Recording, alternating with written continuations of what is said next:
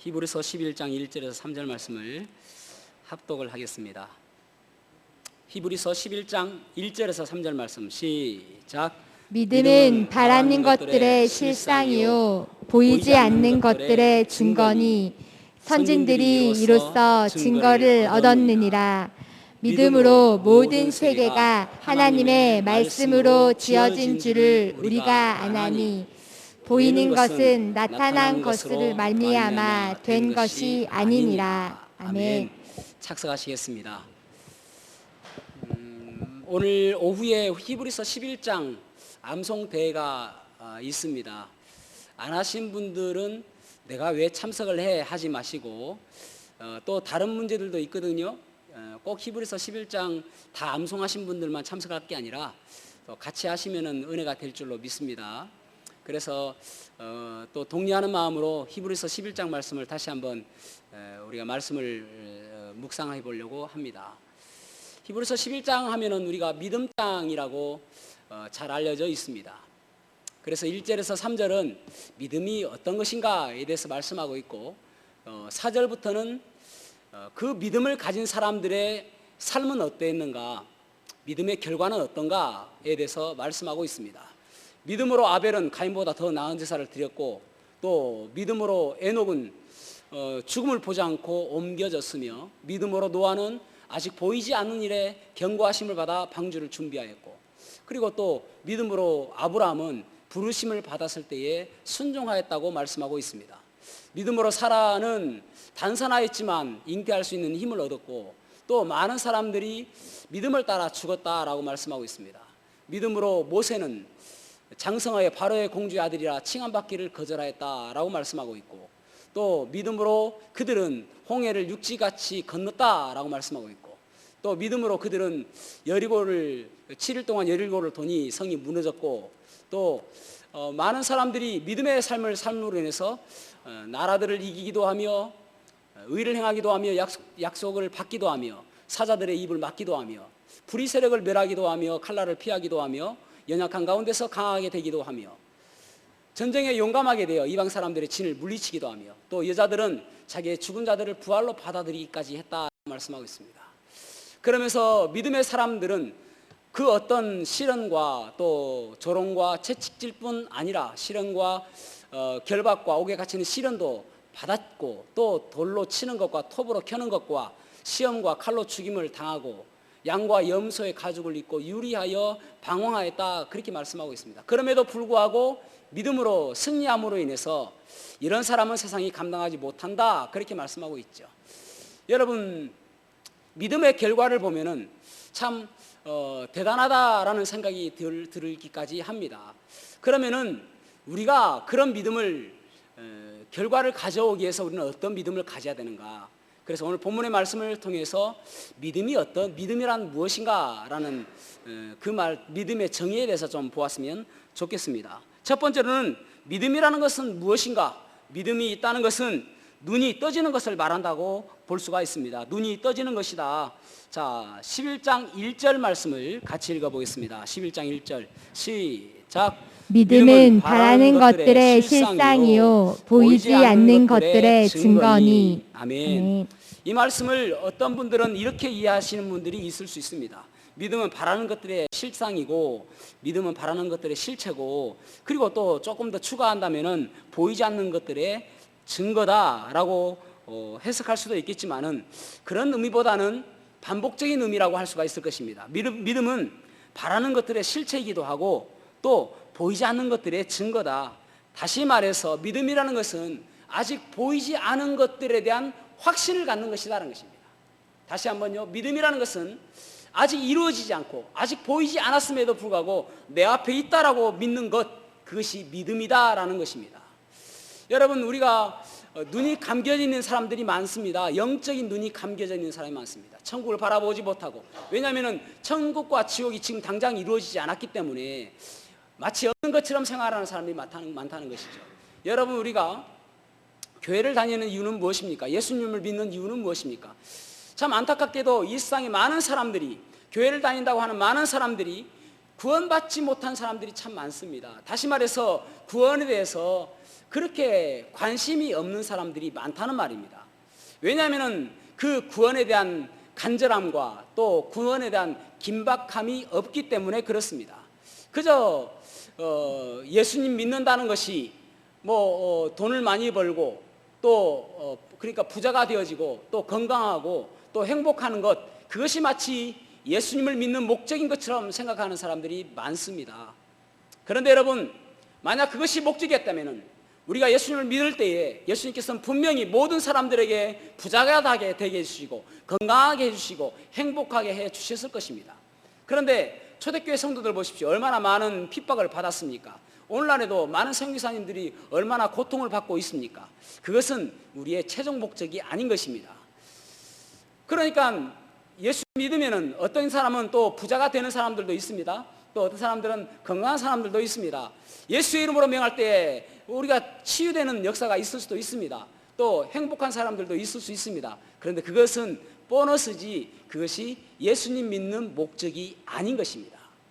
그러니까 여러분, 중요한 것은 우리의 눈이 구원에 관계되는 구원의 눈이 뜨여져야 되는 것입니다. 구원의 눈이 떠져야 되는 것입니다. 그래야 구원받을 수 있는 것이죠. 많은 사람들이 교회를 다니지만은 저는 세상에서 가장 불행한 사람은 교회를 10년, 20년 다녔음에도 불구하고 구원받지 못하고 지옥 가는 사람이 가장 불행한 사람이라고 저는 생각합니다. 심지어는 앞에서 설교를 함에도 불구하고 구원받지 못해서 지옥 가는 목사님들도 있습니다. 있어요. 모두가 다 구원받지 않았다고 저는 생각합니다. 여러분, 얼마나 불행합니까?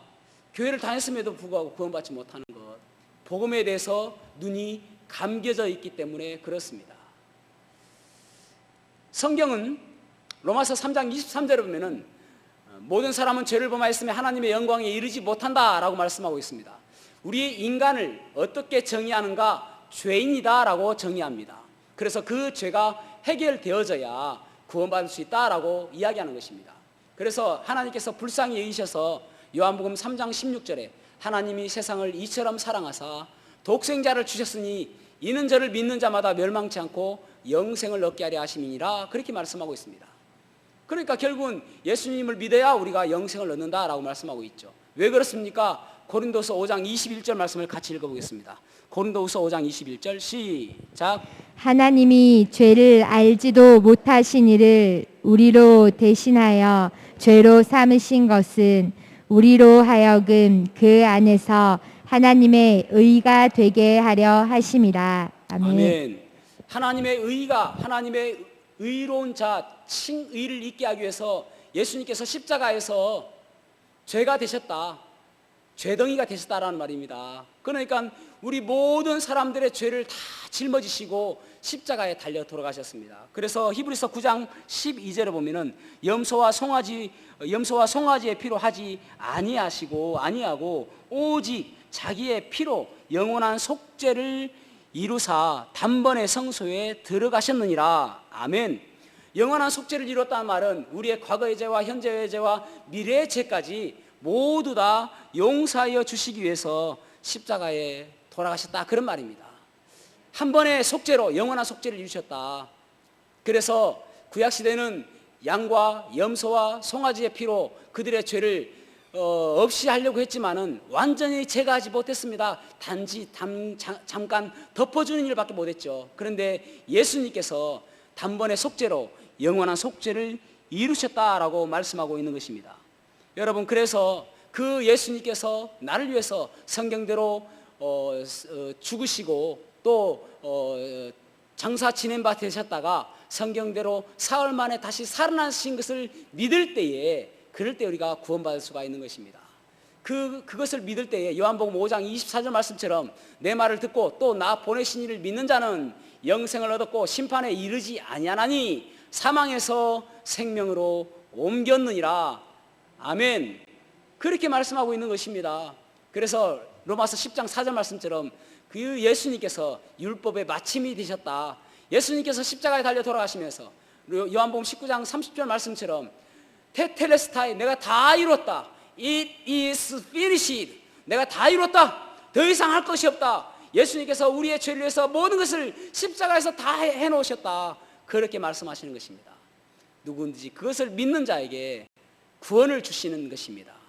이 구원에 눈이 떠져야 되는 것입니다. 왜 구원에 눈이 떠져야 됩니까? 그 구원에 눈이 떠지는 것이 바로 천국 가는 길이기 때문에 그렇습니다. 예, 맞습니다. 우리가 예수님 믿는 궁극적인 목적, 최종 목적은 무엇인가? 최후의 목적은 무엇인가? 최종적인 목적은 무엇인가? 천국 가는 것입니다. 사람들이 뭐 그렇게 유치하냐고. 아니, 유치하지 않습니다. 여러분, 이 땅에서 아무리 부자로 살았다 하더라도 지옥 가서 영원토록 꺼지지 않는 그 불못에서 고통당하는 것은 얼마나 불행한 일입니까? 천국 가는 것만큼 중요한 것이 없는 것입니다. 그래서 그 천국에 대해서 눈이 뜨여져야 되는 것입니다. 그럴 때에 올바른 믿음을 가지고 있는 사람이라고 할 수가 있을 것입니다. 마태복음 13장에 보면은 천국장이라고 할 수 있을 정도로 아주 중요한 장입니다. 천국에 대해서 이야기하고 있죠. 그러면서 13장 44절에 보면은 이렇게 말씀하고 있습니다. 천국은 마치 밭에 감추인 보화와 같으니 사람이 이를 발견한 후 숨겨두고 기뻐하며 돌아가서 자기의 소유를 다 팔아 그 밭을 사느니라. 아멘. 천국은 마치 밭에 감추인 보화를 발견한 것과 같다라는 말입니다. 무슨 말입니까? 노다지다, 땡 잡았다라는 말 아닙니까, 여러분? 어떤 사람이 자기 밭이 아니에요. 그 밭을 갈고 있는데 이것을 도덕적으로 이해해서는 안 됩니다. 천국의 가치에 대해서 이야기하는 거예요. 밭을 갈다가 보니까 보화가 나왔습니다. 이 밭은 내 밭이 아니에요. 그러면 주인 밭 아닙니까? 그래서 자기가 가서 자기의 모든 소유를 팔아가지고 이 밭을 샀단 말입니다. 그러니까 그러면은 그 보화가 내 것이 되는 거예요. 얼마나 기쁩니까? 기뻐서 막 그렇게 하는 거예요. 자기의 모든 소유를 팔았단 말입니다. 여러분, 그렇다면은 이 천국을 소유한 사람의 이 자기의 밭을 팔았던 이 희생은 더 이상 희생이 아니죠. 기쁨이지 않습니까? 그것과 마찬가지다라는 말입니다. 천국의 눈이 뜨이진 사람은 이 땅에서 그 어떤 수고와 그 어떤 희생을 한다 할지라도 그것은 더 이상 희생이 아니다라는 말입니다. 그 천국에 눈이 뜨인 사람이 되어져야 되는 것입니다. 그런 사람만이 이 땅을 하찮게 여기고 그리고 그 천국을 귀하게 여기는 것입니다. 여러분, 그래서 우리 그리스도인들은 죽기 살기로 예수님 믿는 거예요. 예수님 믿을 때 우리가 천국 가기 때문에 그렇습니다. 그 어떤 것들이 우리를 방해한다 할지라도, 코로나19가 우리의 예배를 방해한다 할지라도 우리 예수님 믿는 사람은 천국에 눈이 떠있기 때문에 그래서 예배를 드리는 것입니다. 여러분, 천국에 눈이 뜨여졌기 때문에 자녀들을 위해서 기도할 때도 내 자녀가 부자가 되는 것과 내 자녀가 돈을 많이 버는 것과 내 자녀가 출세하는 것을 기도하지 않잖아요. 그들이 예수님 믿고 믿음으로 살 수 있도록 기도하지 않습니까? 천국에 눈이 뜨여졌기 때문에 그렇습니다. 그게 가장 중요하기 때문에 그렇습니다. 그래서 영적인 눈이 뜨여진 사람은 세상 사람들의 가치와 달라지게 되는 것입니다. 시편 84편 10절 말씀 읽어보겠습니다. 시편 84편 10절 시작. 주의 궁정에서의 한 날이 다른 곳에서의 첫날보다 나은즉 악인의 장막에 사는 것보다 내 하나님의 성전 문지기로 있는 것이 좋사오니. 아멘. 아멘. 주의 궁정은 주님의 뜰 집을 이야기합니다. 주님의 집 안에 그렇게 이야기하는 것이죠. 뭘 이야기하는 것입니까? 이 사람은 제사장이 아니에요. 레위인이 아닙니다. 성전에서 아주 많은 일을 해야 될 그런 필요성이 있는 사람이 아닙니다. 그럼에도 불구하고 주의 악인의 그 장막에서 먹고 마시고 즐기고 쾌락적인 것들보다도 그 첫날보다도 이 주의 장막에 그 제단 그 문지기로 있는 것, 그것이 한 날이 더 좋다. 그래서 여러분, 믿음의 사람은 교회를 중요하게 생각합니다. 교회를 아주 중요하게 생각합니다. 왜냐하면 이 교회에 하나님의 영광이 가득하기 때문에 그렇습니다. 그 눈이 뜨여져야 되는 것입니다. 교회를 우습게 생각하면 그 사람 절대 믿음 성장하지 않게 되는 것이죠. 그래서 이 교회를 중요하게 생각하고 천국에 눈이 뜨여진 사람은요, 여러분, 사실 예수님 믿는다는 것은 손해볼 일이 얼마나 많습니까? 그렇죠? 시간을 손해보기도 하고 또 어떤 사람들은 가족끼리 여행을 좀 하고 싶은데 주일날 예배가 끼니까 여행도 못하지 않았습니까? 이런 것들이 얼마나 손해입니까? 또 세상 사람들과의 관계에서도 때로는 양보해야 될 때도 있고 예수님 믿는 것 때문에 그렇잖아요. 그런 것들이 많은 손해가 있음에도 불구하고 믿음의 눈을 뜬 사람은 그것을 희생으로 여기지 않는 것입니다. 여러분, 우리가 살다 보면 어려운 일을 만나기도 하지 않습니까? 때로는 낙심스러운 일을 만나기도 하잖아요. 그럼에도 불구하고 우리가 실망하지 않는 이유는 무엇입니까? 하나님의 사랑. 그래서 여러분, 보통 이제 하나님의 사랑을 우리가 이해할 수 있도록 성경에서 비유해서 이야기하기를, 우리가 이 인간 세상 속에서 가장 큰 사랑은 아버지의 사랑입니다. 부모님의 사랑입니다. 부모님의 사랑. 부모님의 사랑보다 이 세상에는 큰 사랑이 없습니다. 그래서 성경에서도 하나님의 사랑을 부모님의 사랑으로 많이 비유하잖아요. 여러분, 부모님의 사랑만 생각하면 얼마나 눈물이 납니까? 예전에 그 우정의 무대라는 그런 무대가, 그런 TV 프로가 있었지 않습니까? 거기에서 이제 이런 순서가 있었죠. 저 뒤에 있는 분이 내 어머니라고 생각하면 나오십시오, 이렇게 하지 않습니까? 그때 노래가 뭐 나오냐면은, 엄마가 보고플 때 엄마 사진 꺼내놓고, 그러면은 모두가 청년들이, 눈이 부리부리한 청년들이 눈물을 다 흘립니다. 그 눈물 안 흘리는 것들은 인간도 아니에요, 그거는. 다 눈물을 다 흘려요. 그만큼 어머님의 그 사랑을, 부모님의 사랑을 생각하면은 눈물 흘릴 수밖에 없잖아요. 예전에 그런 일이 있었습니다. 그 교도소에서 체육대회를 하는 거예요. 교도소에서 특별한 이벤트로, 마치 초등학교에서 운동회 하듯이. 그래가지고 이제 그 교도소 밖에 있는 가족들을 초청해가지고, 그래서 같이 체육대회를 하는 것입니다. 마지막 이제 하이라이트가 무엇이냐면은 그 종목이 이름이 뭐냐면은 효도 관광 달리기입니다. 효도 관광 달리기. 그거는 뭐냐면은 자기의 부모님을 등에 업고 한 바퀴 뛰는 거예요. 그래서 1등 하는 사람에게 상품을 주는 것입니다. 그런데 그 부모님을 업었던 사람들이, 그 죄수자들이, 죄수들이 한 명도 바쁘게 뛰는 사람이 아무도 없어요. 다 눈물 흘리고 있고, 등에 업혔던 엄마도 눈물 흘리면서 자기의 눈물 닦기도 바쁘는데, 그 앞에 있는 자식 눈물 닦아주는데 바쁘고, 또 아버지는 등에 업히는 것도 안타까워서 눈물 흘리고 있고, 그래서 이상한 경주가 되어지는 것이, 아무도 달리지 않고 아무도 되도록이면 늦게 가려고 하고, 1등으로 가야 상품을 주는데 늦게 가려고 하는 그런 일이 있었습니다. 사랑하는 성도 여러분, 부모님의 사랑은 너무나도 크죠. 그래서 성경에 보면은 아들이 생선을 달라는데 뱀을 던질 아버지가 어디 있느냐, 아들이 떡을 달라고 하는데 그 부모가 돌덩이를 던져주면 이거 먹으라 할 부모가 어디 있느냐, 그런 말씀 하잖아요. 부모의 사랑은 크잖아요. 근데 이 부모의 사랑에 대해서 인간 세상 속에서 그보다 큰 사랑이 없어요. 그러니까 하나님의 사랑을 비유할 때에 이 부모님의 사랑에 대해서 이야기하는 것입니다. 하나님께서는 우리를 끔찍하게 사랑하십니다. 그래서 때로는 우리가 고난 가운데 있을 때에, 때로는 힘겨운 그런 일을 겪을 때에도 하나님의 사랑을 우리가 하나님의 사랑에 눈을 뜨게 되어지면은 실망하지 않는 것입니다. 왜냐하면은 로마서 8장 28절 말씀처럼, 우리가 알거니와 하나님을 사랑하는 자 그 뜻대로 부르심을 입은 자들에게는 모든 것이 합력하여 선을 이루느니라. 결국은 가장 좋은 것을 주실 것을 바라보기 때문에 실망하지 않는 것이죠. 그 뇌성마비를 앓고 그 지체 장애인인 송명희 시인이 있죠. 그 보면 얼마나 안타깝습니까? 손도 바로 펴지도 못하고 몸을 마음대로 가누지도 못하는 그러한 장애인입니다.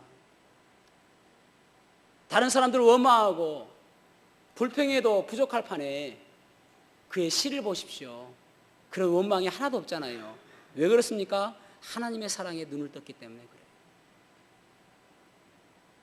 그가 하는 찬양 가운데 공평하신 하나님, 나 가진 재물 없으나 나 남이 가진 지식 없으나 나 남에게 있는 건강이 있지 않으나 나 남이 없는 것 있으니 나 남이 못 본 것을 보았고 나 남이 듣지 못한 음성 들었고 나 남이 받지 못한 사랑 받았고 나 남이 모르는 것 깨달았네. 공평하신 하나님이 나 남이 가진 건 나 없지만 공평하신 하나님이 나 남이 없는 것 갖게 하셨네. 얼마나 공평하냐고 그렇게 이야기하잖아요. 왜 그렇습니까? 하나님의 사랑에 눈이 띄었기 때문이죠. 여러분, 영적인 것에 눈이 떠져야 하는 것입니다. 고린도후서 5장 14절에 보면은 그리스도의 사랑이 우리를 강권하시는도다 그렇게 말씀하고 있습니다. 그리스도의 사랑을 바라보게 되어지니까, 그리스도의 사랑 때문에 예배의 자리에 나오게 되어지고, 그리스도의 사랑 때문에 전도하게 되어지고, 그리스도의 사랑 때문에 형제를 사랑하게 되어지는 그 사랑이, 그리스도의 사랑이 우리를 강권한다는 말이에요. 그 그리스도의 사랑을 깨닫게 되어질 때에 우리가 이 험한 세상 속에서 실망하지 않게 되어지는 것입니다. 그 어떤 어려움을 만난다 할지라도. 한국 순교자 역사를 보면은 논산에 병촌 성결교회가 있는데 그곳에 순교자 기념탑이 있다고 합니다. 그 기념탑은 언제 순교하신 분들을 기리기 위해서 세워졌냐면은 6.25 전쟁 때에 이제 인천 상륙작전을 하게 되어지니까 북한군들이 미처 퇴각하지 못한 북한군들이 그곳에 남았다고 합니다. 그래서 그들이 홧김에 이제 그리스도인들에게 해코지하려고 이 병천 성결교회에 온 거예요. 그래서 그들을 다 끌어다가 그들에게 이야기합니다. 너희들이 지금 예수님을 부인한다면, 예수를 부인한다면 내가 살려주겠다. 그런데 그 가운데 정수일이라는 자매가 있었는데, 이 정수일 자매는 만삭이 되어 있었고 아기를 하나 안고 있었는데, 그 사람들에게 이야기하기를 여러분도 회개하고 예수님 믿으세요. 그래야 천국 갈 수 있습니다. 그런 가운데서 이 북한군들이 그 총알도 아깝다고 해서 죽창으로 찔러 죽이고 또 삽으로 때려 죽이고 몽둥이로 때려 사람들을 66명이나 죽인 거예요. 그 가운데서 이 정수일 자매도 만삭되어 있는 그 몸을, 또 아기를 안고 있었는데 그 모두가 다 죽임을 당하게 된 것입니다. 여러분, 이 사람들이 목숨이 서너 개입니까? 이 사람들은 우리보다 목숨이 더 많습니까? 이 사람들은 아프지 않았을까요? 이 사람들은 고통이 없었을까요? 그럼에도 불구하고 그 모든 것들을 참고 주여 나를 받아주시옵소서라고 기도하며 죽었던 그 모습은 왜 그렇습니까? 그들은 눈이 띄어졌기 때문에 그렇습니다. 지금 당장 보이지 않는 그것이 있지만은 믿음은 바라는 것들의 실상이요 보이지 않는 것들의 증거니 내 앞에 있는 그것으로 바라보고 천국이 있음을 바라보고 살았기 때문에 그런 것입니다. 우리들의 눈이 천국을 바라봐야 됩니다. 우리들의 눈이 복음의 눈에 띄어져야 되는 것입니다. 그래야 우리가 이 땅에 살아가면서 믿음의 삶을 살 수가 있는 것입니다. 저와 여러분이 이 눈이 띄어진 그런 복된 삶을 살아가시기를 주님의 이름으로 축복합니다. 두 번째로는 좋은 결과가 있는 것입니다. 믿음이라는 것은 좋은 결과가 있는 것이다. 2절 말씀 보십시오. 선진들이 이로써 증거를 얻었느니라. 아멘. 믿음으로 사는 사람들, 믿음이 있는 사람들은, 그런 사람들은 좋은 증거를 얻었다. 그렇게 말씀하고 있습니다. 이 증거라는 말이 헬라어로는 마르티레오라는 단어입니다. 마르티레오라는 단어는 법정에서 사용할 수 있는 물증, 증거, 이런 것들입니다. 그러니까 법정에서 이것이 내 증거입니다. 내가 나를 증명할 수 있는 증거입니다. 이런 증거, 이것을 오늘 여기 증거로 번역되어 있는 것입니다. 흠정역에 보니까 영어로는 good report 이렇게 번역을 해놨어요. 그래서 한글로 뭐라고 번역했는가 보니까 그들은 좋은 평판을 얻었다, 그렇게 번역을 해놨더라고요. 좋은 평판을 얻었다. 뭐 썩 좋은 번역은 아닌 것 같아요. 근데 good report는 참 좋은, 영어식 표현은 좋은 것 같습니다. 그러니까 저도 이 이대지를 뭐라고 할 것인가 무척 고민하다가 그냥 결과라고 번역을 제가 대지를 적긴 했는데, 어쨌든 좋은 평판을 얻는 것입니다. 좋은 결과를 얻는 것입니다. 그것이 바로 믿음의 사람의 모습이라고 할 수가 있을 것입니다. 이들의 삶은 마치 주님 앞에 섰을 때에 주님께로부터 야, 너는 잘 살았다, 믿음으로 살았다라고 인정받는 그런 좋은 평판이 있고, 또 우리가 히브리서 12장 1절에 보면은 이러므로 우리에게 구름같이 둘러싼 허다한 증인들이 있으니 모든 무거운 것과 얽매기 쉬운 죄를 벗어버리고 인내로서 우리 앞에 당한 경주를 하며, 그렇게 말씀하고 있잖아요. 그러니까 우리가 주님 앞에 섰을 때에 그 많은 우리의 증인들, 그리고 주님, 이분들이 우리를 바라보며 이 사람은 믿음으로 살았습니다라고 그 리포트를 내주는 거예요. 우리의 결과 보고서를 보여주는 것입니다. 그렇게 사는 것을 이야기하는 것이죠. 여러분, 우리는 우리 주위 사람들에게 어떤 평가를 받고 있습니까? 물론 우리는 그리스도인이라고 알고 있겠죠. 어떤 평가를 받고 있는지 한번 생각해 보셔야 됩니다. 저는 개인적으로 그리스도인들은 세 분들한테는 좋은 평가를 받아야 된다고 생각합니다. 첫 번째 분은 부모님이에요. 부모님에게 얘는 좋은 그리스도인이다, 좋은 아들이다, 효자다, 그런 평가를 받아야 된다고 생각합니다. 저도 참 부족한 부분이 많습니다. 어쨌든 그래야 된다고 생각합니다. 두 번째로는 선생님들에게 얘는 내 제자다. 여러분 진짜 거시기한 것은 너 어디 가거든 내 제자를 하지 마라. 그런 제자 난감하지 않습니까? 그죠?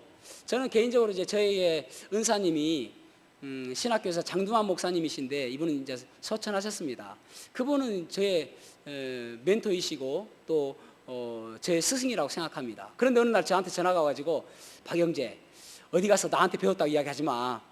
그러면은 얼마나 제가 당황스럽겠습니까? 내가 그분의 제자인 것을 그분이 자랑스럽게 생각하면 좋겠습니다. 여러분, 선생님들한테 좋은 제자로 인정받아야 됩니다. 또 누구한테 인정을 받아야 되는가? 교회 목사님한테 인정받아야 됩니다. 담임 목사한테 인정을 받으셔야죠. 제가 여러분한테 누구한테 이야기하기를 제발 어디 가서 우리 교회 성도라고 좀 이야기하지 마세요, 부탁드리겠습니다. 그런 분이 있으면 정말 안타까운 일 아닙니까? 그러면은 그분은 어디 가가지고 제가 보니까 교회 다니시는 것 같은데 어느 교회 다니세요? 저쪽에 다녀요. 저쪽 어느 교회예요? 저기 있어요. 저기 교회 하나 있는데 거기 다니고 있습니다. 우리 목사님이 나한테 그 교회 다닌다고 이야기하지 말라고 했어요. 그러면 아주 난감한 상황 아닙니까? 이 세 분들한테는 인정을 받아야 됩니다. 그런데 오늘 본문의 말씀에서는 사람들에게 좋은 평가를 받아야 된다, 그렇게 말씀하고 있잖아요. 그래서 우리의 삶이 참 조심스럽습니다. 김구 선생이 좌우명처럼 읊조렸던 시가 있다고 그러죠. 서산대사의 시인데 이런 시입니다. 답서라 중거 불수호란행, 눈 덮인 들판을 걸어갈 때에 함부로 걷지 말아라. 금일야 행적 수작후 인정, 오늘 내가 걸어가는 이 발자국은 뒷사람의 길이 되리니. 어떤 길을 갈 때 함부로 걷지 말라는 것입니다. 왜냐하면 뒷사람에게 그것이 길이 되어지기 때문에 그렇다는 것입니다. 일본 격언 가운데 그런 말이 있다고 제가 말씀을 드렸죠. 아들은 아버지의 등을 보고 자란다. 여러분 자녀들에게 여러분은 좋은 믿음의 그리스도인으로 비춰지고 있습니까? 내 아버지는 좋은 믿음의 사람입니다 라고 비춰지고 있습니까? 또 여러분의 직장 동료들은 여러분은 좋은 믿음의 사람이라고 비춰지고 인정되어지고 평가되어지고 있습니까? 또 여러분의 이웃들은 여러분들이 좋은 그리스도인으로 비춰지고 있는지 생각해 보셔야 되는 것입니다. 예전에 케네디 목사님 지난주에 소천하셨어요. 그분이 세미나 하실 때에 그분이 그런 말씀하시더라고요. 자기 교회에서는 집사 임직할 때에 반드시 물어보는 것이 무엇이냐면은 그 집사 임직할 대상자의 직장에 가서 그분의 행실에 대해서 물어본대요. 이 사람은 좋은 그리스도입니까? 그렇게 물어본다는 것입니다. 그래서 그렇지 아니하면은 집사로 임직하지 않는다. 그런 이야기를 들었습니다.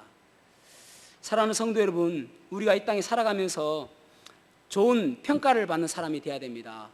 Good report, 좋은 평가, 좋은 평판을 받는 저와 여러분이 되기를 주님의 이름으로 축복합니다. 그것이 믿음의 사람의 모습입니다. 마지막 세 번째 믿음의 사람의 모습은 주님의 목적에 따른 삶이어야 됨을 알 수가 있습니다. 주님의 목적에 따른 삶이어야 된다. 다른 말로 이야기한다면 우리는 그저 우연히 존재하는 존재가 아니다라는 것입니다. 3절 말씀 읽어보겠습니다. 시작. 믿음으로 모든 세계가 하나님의 말씀으로 지어진 줄을 우리가 아나니 보이는 것은 나타난 것으로 말미암아 된 것이 아니니라. 아멘. 아멘. 이 세계가 그저 보이는 것처럼 그렇게 나타난 것이 아니다라는 말입니다. 다시 말씀을 드리자면은 사람을 보십시오. 사람이 아메바로부터 점점 고등생물로 발달해서 그래서 사람이 된 그렇게 자연이 진화되어서 된 존재가 아니라 하나님께서 말씀으로 지었다라고 말씀하고 있는 것입니다. 원래 이 땅은 어떤 세상이었나? 창세기 1장 1절에 보면은 하나님께서 태초에 하나님이 천지를 창조하셨다라고 말씀하고 있습니다. 그러면서 창세기 1장 2절에 보면은 그 창조하시기 전에 이 세상, 이 지구의 모습이 어떠했는가 말씀하고 있습니다. 첫 번째 특징은 formless, 혼돈하였다라고 말씀하고 있어요. 그러니까 질서가 없었다. 지금은 얼마나 질서가 있습니까? 지구와 또 해와 우주가 질서가 있잖아요. 그런데 그때는 질서가 없었다.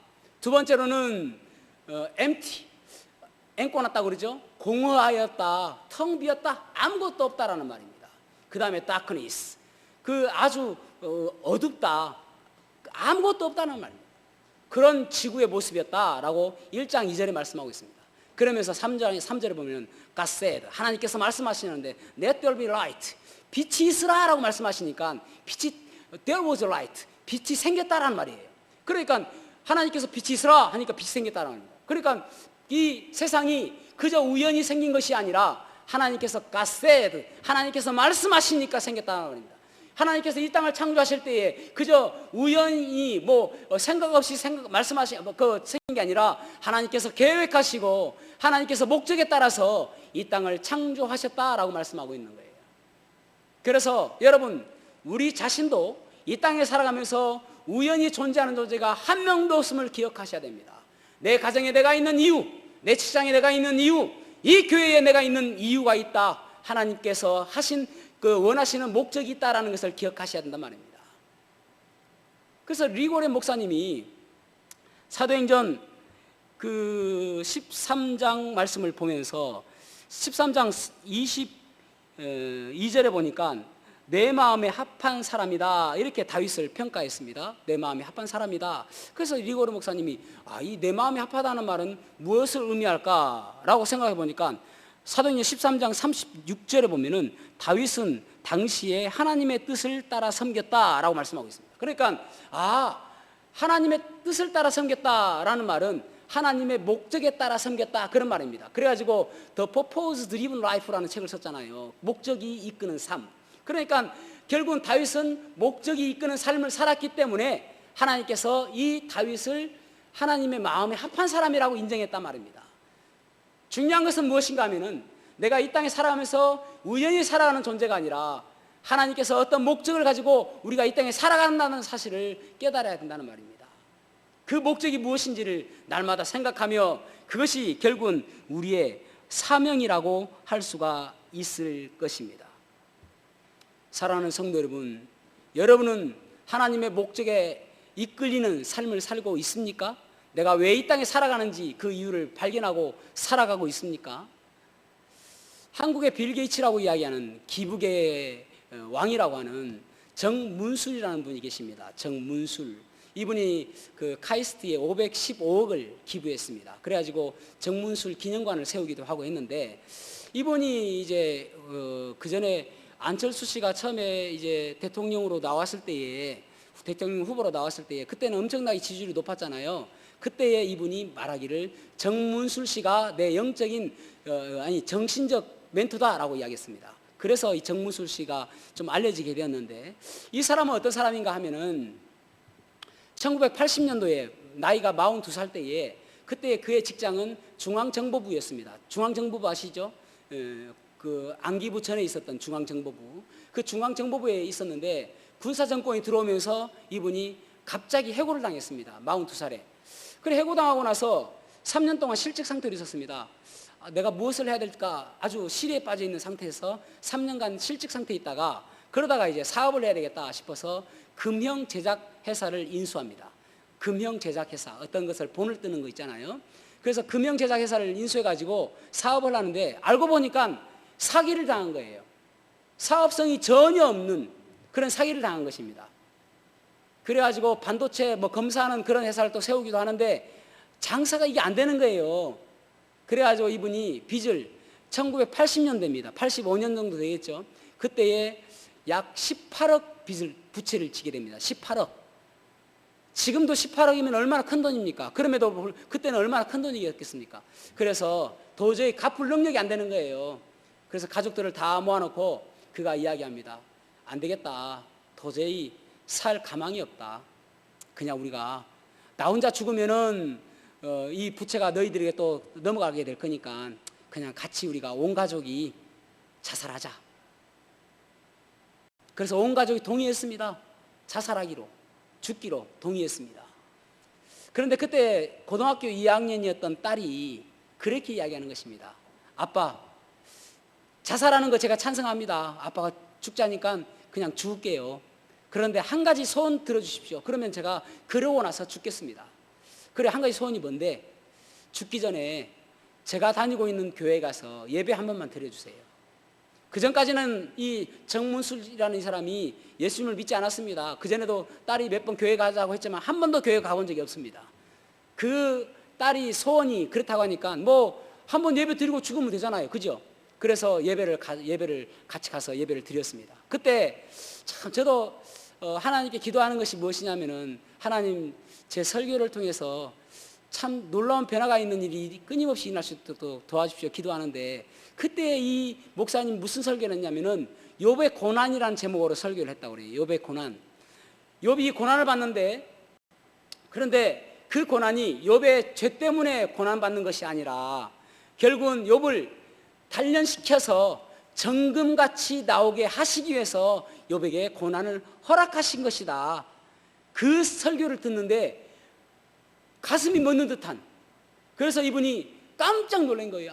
내가 지금 받고 있는 이 고난이 어쩌면 하나님께서 나를 더 훈련시키시고 단련시키셔서 하나님의 뜻에 맞게 하기 위해서 나를 훈련시킨지 모르겠구나, 그 생각이 들더라는 것입니다. 그래서 그 즉시 예수님을 영접했습니다. 아멘이죠. 여러분, 예수님을 믿고 나면 무엇이 달라집니까? 인생이 180도로 바뀌잖아요. 그전에는 자살하려고 했던 그 마음이 180도로 바뀌니까 살자로 바뀌는 거예요. 살자로. 살자.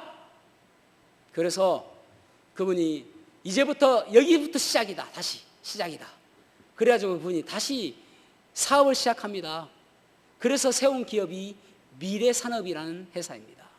이 미래산업이라는 회사는 반도체를 검사하는 그런 것을 만드는 회사인데, 세계에서 일본에 하나 있고 우리나라에 하나 있답니다. 아주 탄탄한 회사라고 이야기를 합니다. 저도 잘은 모르니까 어쨌든 그런 회사로 세워졌다는 것입니다. 여러분, 왜 바뀌었죠? 그의 인생이 왜 바뀌었습니까? 하나님의 목적을 깨달으니까. 여러분, 우리는 아무도, 한 사람도 우연히 존재하는 존재가 아무도 없다는 사실을 기억하셔야 됩니다. 나에게 하나님의 목적이 있고 하나님의 계획이 있음을 기억하시길 바랍니다. 그 목적을 발견하는 거예요. 하나님께서 왜 나에게 이곳에 있게 하셨는지 그 목적을 발견하게 될 때에 우리가 그 소망 가운데 살게 되는 것입니다. 믿음으로 살아가게 되는 것입니다. 그래서 에레미야 29장 11절에서 13절 보십시오. 에레미야 29장 11절에서 13절 시작. 여호와의 말씀이니라. 너희를 향한 나의 생각을 내가 아나니 평안이요 재앙이 아니라 너희에게 미래와 희망을 주는 것이니라. 아멘. 하나님의 생각은 지금 우리가 고난을 받고 있지만은 재앙이 아니라 평안이다. 그렇게 말씀하고 있는 것입니다. 그래서 창세기 1장 31절에 보면은 하나님이 모든 것을 지으시고 모든 것을 보시니 보시기에 심히 좋았더라. 그렇게 말씀하고 있습니다. 톱! 너무 보기 좋았다. very good 이야기하는 거예요. 너무 보기 좋았다. 여러분, 우리의 인생이 하나님의 목적에 맞게 살아가면은 하나님께서는 우리를 바라보시며 기뻐하시는 것입니다. 좋아하시는 것입니다. 그래, 맞다. 네가 그렇게 살기를 내가 원했다. 여러분, 교회에서 우리가 예배하고 교회에서 우리가 찬양할 때 하나님께서 기뻐하시는 것입니다. 그래, 맞다. 네가 그렇게 살기를 내가 원했다. 아무리 힘들어도 주저앉지 않고 일어서고, 그리고 일어서서 하나님을 찬양하고 기뻐할 때에 하나님께서 기뻐하시는 것입니다. 춤을 추며 즐거워하시는 것입니다. 기쁨을 감추지 못하시는 것입니다. 그런 인생이 되어져야 되는 것입니다. 그것은 어떻게 오는가? 우리의 목적, 하나님께서 우리를 향하신 목적이 무엇인지 깨닫고 살아가는 것입니다. 저와 여러분이 이 하나님의 뜻을 깨닫고 살아가는 믿음의 사람의 삶이 되시기를 주님의 이름으로 축복합니다. 눈이 떠져야 됩니다. 눈이 떠져야 되고 좋은 리포트, 결과물이 있어야 되고, 그리고 하나님의 목적에 따른 삶을 살아갈 때에 올바른 믿음의 사람의 삶이 될 줄로 믿습니다. 저와 여러분이 믿음의 삶을 살아가는 복된 삶 살아가시기를 주님의 이름으로 축복합니다. 기도하시겠습니다.